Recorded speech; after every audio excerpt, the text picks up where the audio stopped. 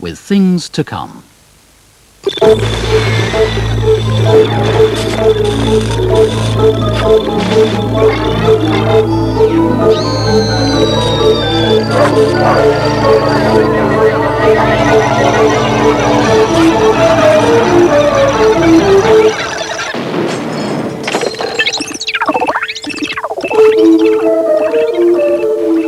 In tonight's thrilling Things to Come...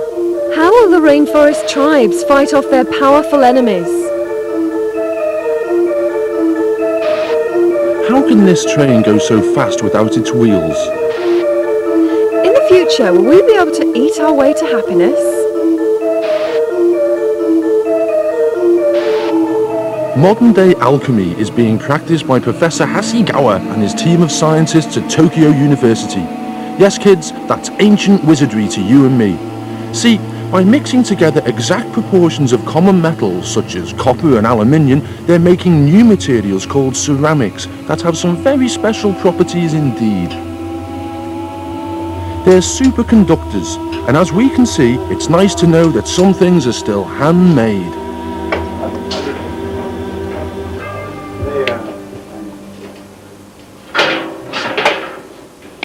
Now, these ceramics are pretty interesting. They can float on air as though by magic. Back in the 1970s, engineers in Japan and Germany developed a train that used this property to power it along. Once it got up to speed, the wheels were retracted and the train was suddenly floating on air. It was then fired along at incredible speeds. Just look at this baby go. Once they'd proved the technology, they built a bigger model with jazzy seats for passengers. They were planning a commercial line for floating trains at Osaka, and 3 years ago, this non-polluting prototype carried a handful of passengers at over 200 miles an hour. So how does it work? Magnetic levitation. Look, remember how magnets can push each other away if you try to push their north poles together? In the same way, magnets under the train are pushed up by magnets on the track. And if you create a ripple effect in the electromagnets in the track, then that ripple pushes the train along, and that means no noise and no pollution either. There's no friction from wheels on rails, but obviously you're going to need powerful magnets to keep a few tons of train off the ground, and this power is only possible by using superconductors for the magnets. Back then, they would only work at very low temperatures, so they had to be bathed in expensive liquid helium. But today, they've been made to work at just below 0 degrees Celsius by the Tokyo team. Of course, the superconductor is now kept at low temperatures. But because the critical temperature is high enough, now we are able to make this experiment in the regular environment. These blokes are aiming to get superconductors that can work at room temperature. They are the most energy-efficient materials on Earth because they have absolutely no electrical resistance. Inside a superconductor, the atoms are held firmly in a grid, like a huge sieve, with lots of little holes for electricity to flow through undisturbed. See, in normal materials, the atoms are vibrating about all over the place, and consequently, they're always getting in the way of the current flow. In the new superconductors, the atoms are held so firmly that they can't vibrate and get in the way of the electric current.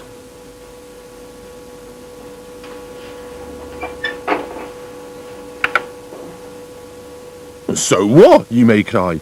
Well, for starters, a superconductor is so energy efficient that a tiny battery will be able to power something absolutely enormous.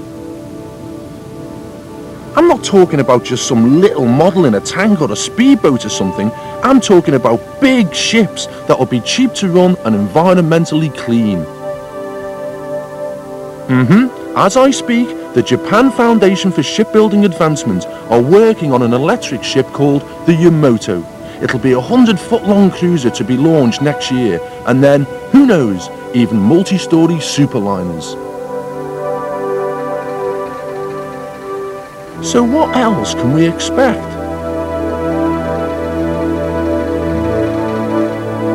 In Japan, the first commercial superconducting train has now been unwrapped and set on its tracks.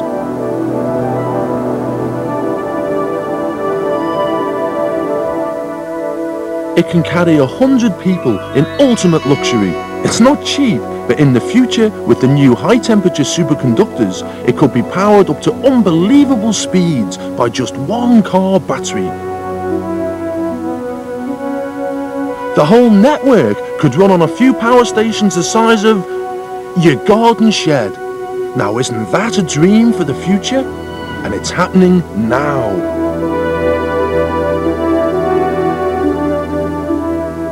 With this kind of power, you could run a car off a calculator battery, making the internal combustion engine obsolete. And with the modern magic of superconductivity, who knows? The flying saucers of the future may be the superconductive disks of today.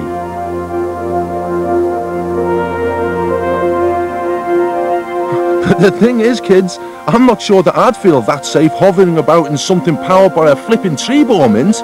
Would you?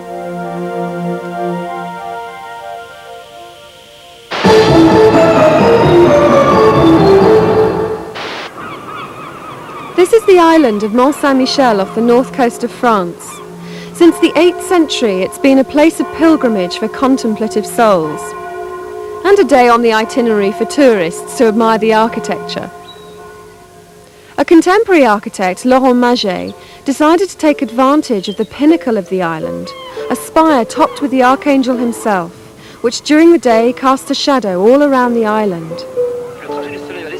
As Maget describes, for half of the year, the shadow of the spire goes in a curve like this. In the winter months, the curve goes in the opposite direction. But twice a year, during the equinox, the shadow of the spire will trace a perfectly straight line. Maget came up with a plan. He's been building the biggest sundial the world has ever seen. His team have spent months preparing for it, and they've been twisting themselves into all kinds of contortions to make sure that they get the calculations exactly right.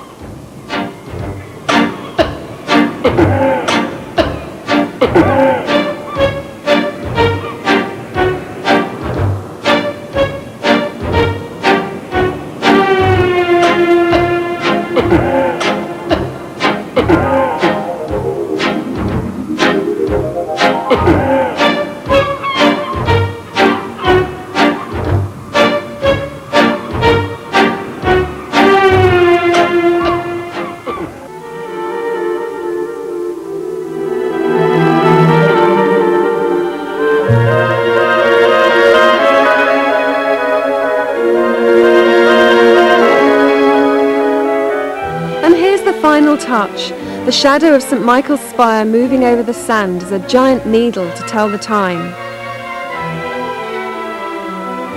You might at this point be wondering whether this is really a thing to come. Well, this report was made by a French production team, and maybe they've got a special Gallic insight into the future that we Brits just don't have. Still, it's pretty though, isn't it?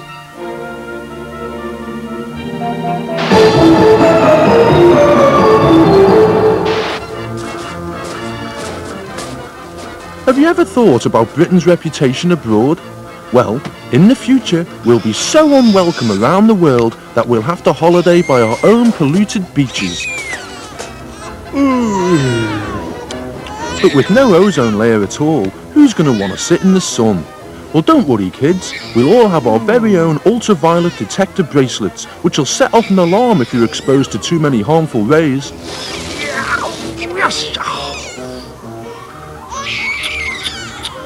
But don't forget to put the batteries in.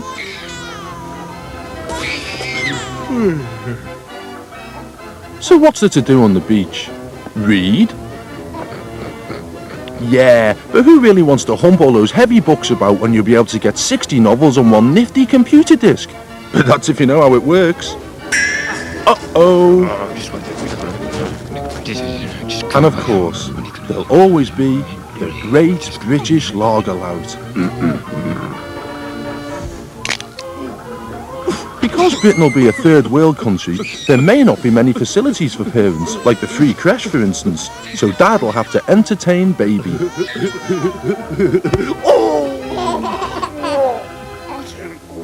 One good thing about the future is you won't need all sorts of baby foods. It'll all be condensed into one nutritious tube. Trouble is, it'll be so delicious baby will always want more.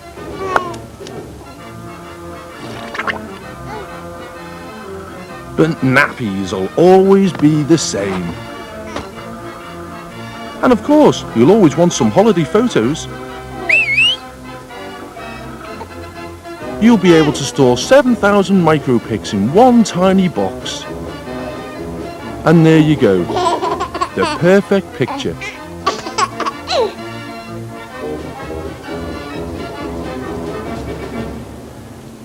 But my advice to you is, if you really do want a holiday in the future, stay at home.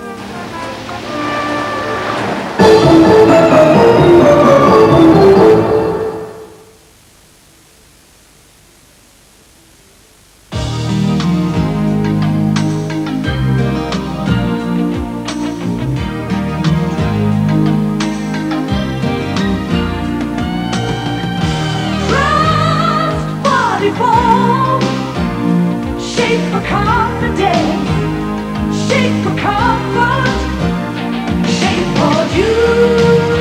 The unique shape of body form. You can trust it even on your heaviest days.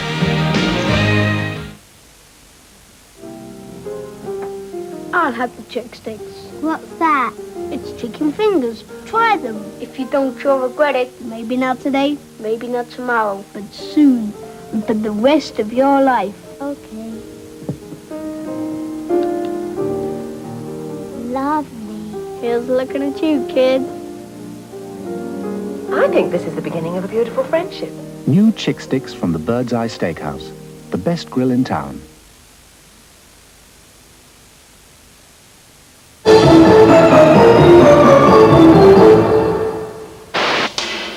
Most of us are getting pretty bored with the idea of recycling, but it's not just about saving yesterday's copies of The Sun or your old cans of Foster's. There's something else as well. This stuff, our hair. There's a brand new processing plant in India being funded by the Japanese where they make proteins for things like pharmaceuticals and food processing. Now, the only raw material they use for this is your actual, genuine human hair. And this isn't a cottage industry, it's a big business worth over $10 million. I don't know, first it was milk bottle tops, then it was beer cans. Next thing you know, all the kids who watch Blue Peter are going to be walking around completely bald.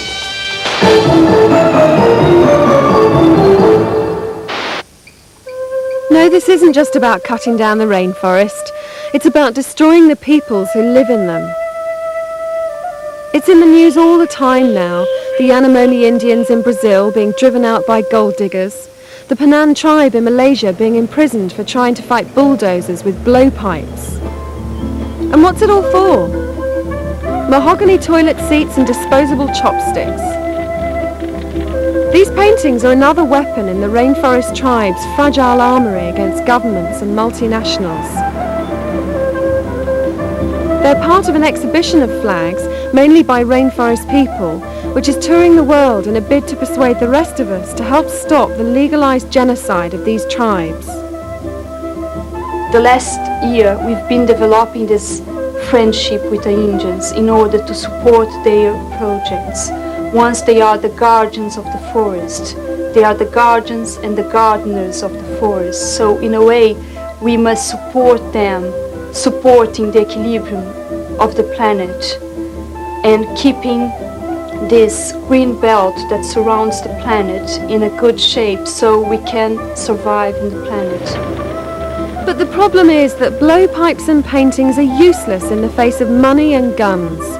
It's a David and Goliath battle, and it looks like Goliath's going to win. We must really inspire people who are not taking care of the planet to start to reconnect themselves with nature, to respect traditions, to respect the brothers and sisters. We must work hard for this.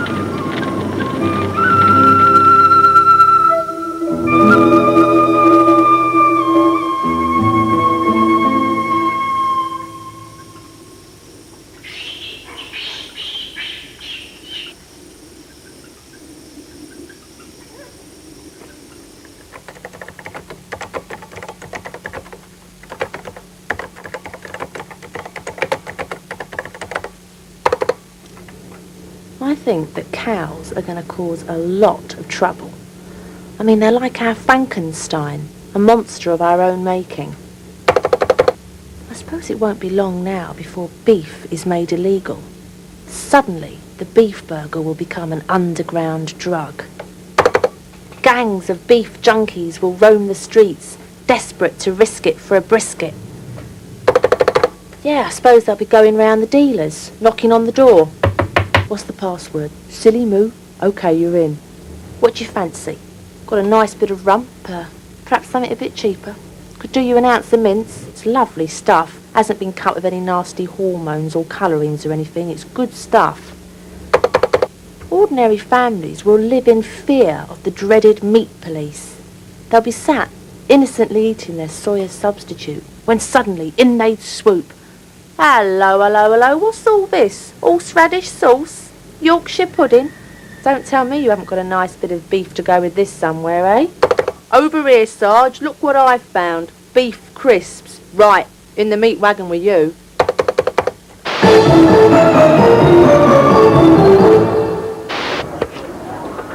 Years ago, doing the shopping meant being served from behind the counter of the local corner shop. But since the dawn of self-service, we've been helping ourselves to a choice of foods that's getting bigger all the time. But the reasons why we pick the foods we do aren't as simple as the fact that we're hungry and feel like a particular food.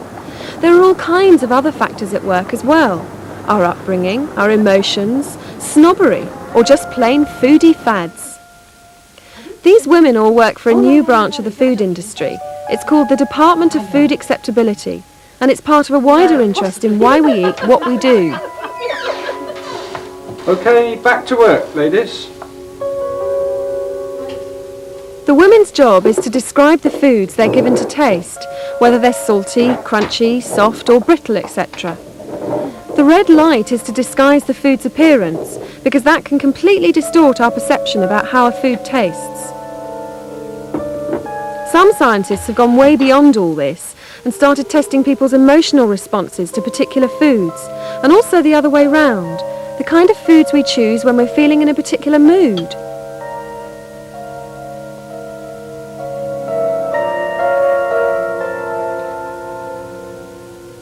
So that's the psychology, but this department is interested in something else as well, the actual mechanics of eating. It's very interesting to actually look at a chew pattern. Now, the food's gone in, they're chewing, they put it in on one side. Now you see, it's been split over to the other side. If scientists are going to custom design the kind of foods we want in the future, they'll have to know even more about the food we eat now. And to do this, they'll have to boldly go where no food scientists have ever been before. Actually inside the mouth, observing and dissecting exactly what happens when we chew a piece of meat. We've got a fibre optic probe with a light source inside the mouth. Now, watch those teeth come together and you can just see that pork being eaten. And the thing that you start to realise is how important an implement the tongue is inside the mouth as it rotates the meat. Eventually, scientists hope to be able to tell us how foods affect us. You see, at the moment, we don't know much about that at all. We might eat sausage and chips because we're feeling depressed, but how do we know it's not making us feel worse? But in the future, we'll be able to consult a sort of mood food manual to advise us what to eat to lift our depression. Of course, we'll probably discover that it's soya and salad and end up feeling even more depressed. But it could give a whole new meaning to happy eaters and sad cafes.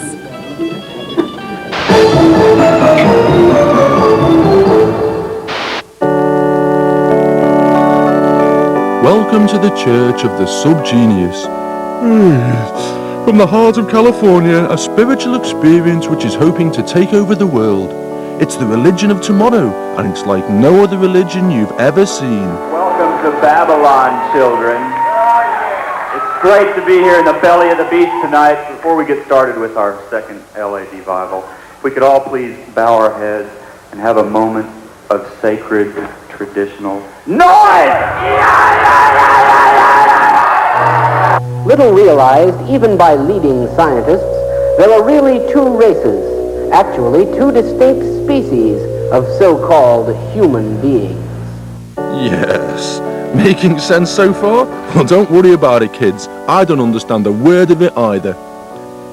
Oh, hello. I'm Dr. Howell of the Church of the Subgenius. I suppose many of you, even at this late date, are somewhat confused and maybe a bit bothered about just what are a subgenius anyway. It's rather a bit esoteric and theological. I don't claim to know all of it. In fact, I don't know if any human being can claim, honestly, to know it all. But we hope in our indoctrination centers in Dobstown, Malaysia, to inculcate a sort of sub-knowledge which will allow even our most illiterate, backward Pobucker initiate to leap at it intuitively, take the leap of faith in the dark and not fall down the stairs and shatter the milk bottles. Things look like. There they are. Everybody will be watching these. It'll be bigger than Batman. Well, they call themselves a religion, kids, and they use all the latest media techniques and high-pressure salesmanship to get their message across. Pretty well. Hello.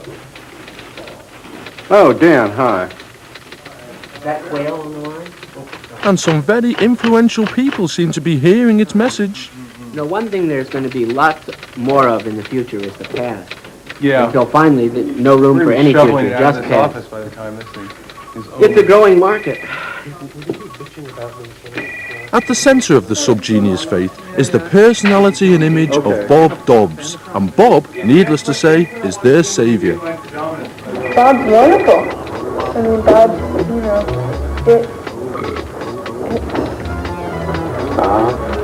Yeah, Bob. You do remember Bob, don't you? Bob is fill in the blank. Bob is fill in the blank.